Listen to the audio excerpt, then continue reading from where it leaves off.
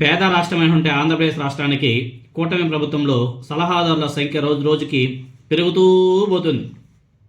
గతంలో వైఎస్ఆర్ కాంగ్రెస్ పార్టీ సలహాదారులు నియమించుకుంటే గగ్గోలు పెట్టి గోల పెట్టి రచ్చ చేసినటువంటి ఈ పచ్చ మీడియా మరి ఇప్పుడు ఎందుకో సైలెంట్గా ఉంది.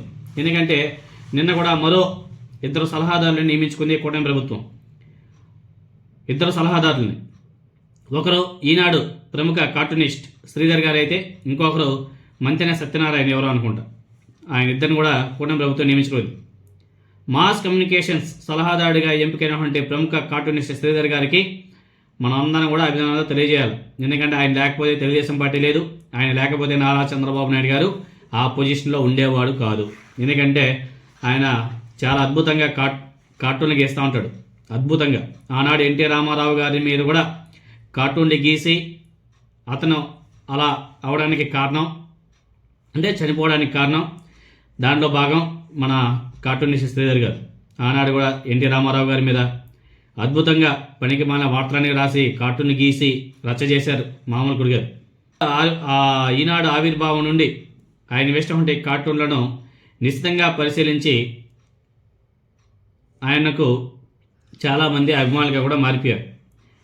ఇప్పుడు ఆయన కార్టూన్లు వేయడం విరమించుకున్నాక చాలామంది బాధపడ్డారు.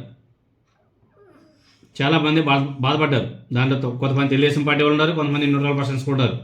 ఆయనకున్నటువంటి పరిజ్ఞానాన్ని, విద్యను 10 మందికి పంచుతూ ఆయన కార్టూన్లు వేసే శైలిని భావితరాలకు నేర్పాలని చెప్పేసి కూడా మనందరం కూడా ఆశిస్తున్నాం.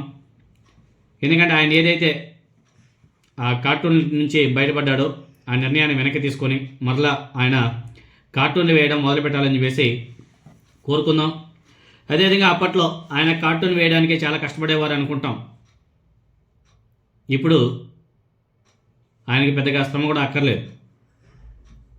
ఎందుకంటే ఆయన కార్టూన్ వేయడానికి సరైన కంటెంట్ను, దానితో పాటుగా ఏ విధంగా కార్టూన్ వేయాలన్న విషయాన్ని అందించడానికి చాలామంది సిద్ధంగా ఉన్నారు. ఈ సందర్భంగా ఆయన వేసినటువంటి కొన్ని కార్టూన్ల గురించి కొన్ని మాట్లాడుకోవాలా, చాలా ఇంపార్టెంట్, చాలామంది తెలుసుకోవాలా. ఎందుకంటే కార్టూన్ శ్రీధర్ అంటే అంత గొప్ప వ్యక్తి ఆయన. ఆ రోజుల్లో కాంగ్రెస్ తరఫున ఎమ్మెల్యేగా పోటీ చేసి ఓడిపోయినటువంటి చంద్రబాబు నాయుడు గారు తిరిగి మామ పంచాన తెలుగుదేశం పార్టీలో చేరిన సందర్భంలో ఇల్లరికం గురించి వేసినటువంటి కార్టూన్ ఒక అద్భుతం, మహా అద్భుతం, మామూలు గుడి గారు. అలాగే ఎన్టీ రామారావు గారి మీద ఆయన వేసినటువంటి వ్యంగ్యమైన కార్టూన్ల గురించి ఎంత చెప్పుకున్నా తక్కువే. అది తెలుగుదేశం పార్టీ వాళ్ళకి తెలియంది కాదు, తెలుగుదేశం పార్టీ సీనియర్ నాయకులకు తెలియందే కాదు. ఆయనకు సరిగా గుడ్డలు కూడా వేసుకోవడం రాదని ఎవరికి, ఎన్టీ రామారావు గారికి. ఇలా ఎన్నో సందేశాత్మక కార్టూన్లు అన్నింటిని కూడా ప్రచురించినటువంటి మన శ్రీధర్ గారి ప్రతిభ గురించి ఎంత చెప్పుకున్నా తక్కువే. ఇక ముఖ్యంగా సిబిఐని కుక్కతో పోల్చి వేసినటువంటి కార్టూన్ ఒక మహా అద్భుతం.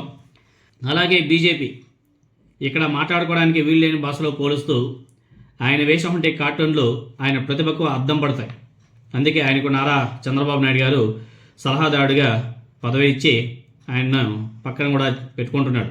ఇక ముఖ్యంగా చెప్పాలంటే వైఎస్ జగన్మోహన్ రెడ్డి గారు కాంగ్రెస్ పార్టీని వీడిన సమయంలో కొంతమంది కాంగ్రెస్ నేతలు వైఎస్ జగన్మోహన్ రెడ్డి గారి మీద కేసులు వేయడం, ఆ కేసులో తెలుగుదేశం పార్టీ నేతలు ఎర్రంనాయుడు, అశోక్ గజపతిరాజు ఇంప్లీట్ పిటిషన్లు వేయడం జరిగిన తర్వాత జగన్మోహన్ రెడ్డి గారిని అరెస్ట్ చేస్తారన్న నేపథ్యంలో ఆయన వేసినటువంటి కార్టూన్ చాలా బాగా అందరికీ బాగా గుర్తే ఉంటుంది.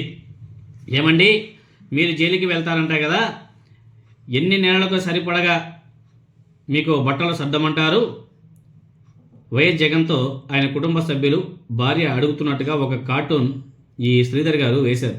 మీకు అందరికీ గుర్తే ఉంటాయిలే. ఇక్కడ ఒక చిన్న సందేహం, అదే విధమైనటువంటి కార్టూన్లో మార్గదర్శి కేసులో విచారణకు భయపడి చుచ్చుపోసుకొని మంచం ఎక్కినటువంటి రామోజీరావు విషయంలో అవినీతి కేసులకు సంబంధించి డజన్ల కొద్ది స్టేలు తెచ్చుకొని స్కిల్ కేసులో అరెస్ట్ అయిన చంద్రబాబు నాయుడు గారి విషయంలో ఇదే ఈనాడు కార్టూనిస్ట్ శ్రీధర్ గారు ఎందుకు కార్టూన్లు వేయలేకపోయారో మాకు ఇప్పటికీ అందుపడడం లేదు. మీడియాకు సంబంధించి అదేదో అంటారు కదా, అదే ఫోర్త్ ఎస్టేట్ అని అంటారు కదా, దీనికి కులం, మతం, ప్రాంతం, కూలీతో సంబంధం ఉండదంట కదా, నిజమేనా? ఇది తటస్థంగా ఉంటుందంట కదా. ఇదే మీడియా వ్యవస్థ, 2 తెలుగు రాష్ట్రాలు నడిచే మీడియా వ్యవస్థ తటస్థంగా ఉంటుందంట కదా. ఆయన చెప్పిన దానికి ఈ మీడియాకి ఏమైనా సరే వర్తిస్తుందా? అలాంటప్పుడు కొందరిపై రాసినటువంటి రాతలు, కొందరిపై వేసినటువంటి వ్యంగ్యమైనటువంటి కార్టూన్లు అందరిపైన ఎందుకు కొన్ని మీడియా గొట్టాలలో రాయరు, చూపించరు? ఒకసారి తెలుసుకోవాలని ఉంది. ఈ ప్రశ్నకు మాత్రం సమాధానాలు మనకు దొరకవు. ఇప్పటికి కాదు, ఇంకో 100 సంవత్సరాలైనా దొరకవు. మొత్తానికి చంద్రబాబు నాయుడు గారికి నమ్మిన బండుగా కొన్ని దశాబ్దాల తరబడి పనిచేసినటువంటి శ్రీధర్, కార్టూనిస్ట్ శ్రీధర్ గారికి ఇన్నాళ్లకు తగిన గుర్తింపు రావడం సంతోషం, అభినందనలు, కంగ్రాచులేషన్స్. అదేవిధంగా ఇంకొక ఆయన మంత్రి సత్యనారాయణ, ఆయనకు కూడా కంగ్రాచులేషన్స్. ఈ కూటమి ప్రభుత్వంలో అంచెలంచెలుగా ఎదిగి నారా చంద్రబాబు నాయుడు గారికి వెన్నుపోటు పొడిచి ఆ పదవిని వీళ్ళందరూ కూడా అధిరోహించాలని చెప్పేసి మనస్ఫూర్తిగా కోరుకుంటున్నాను.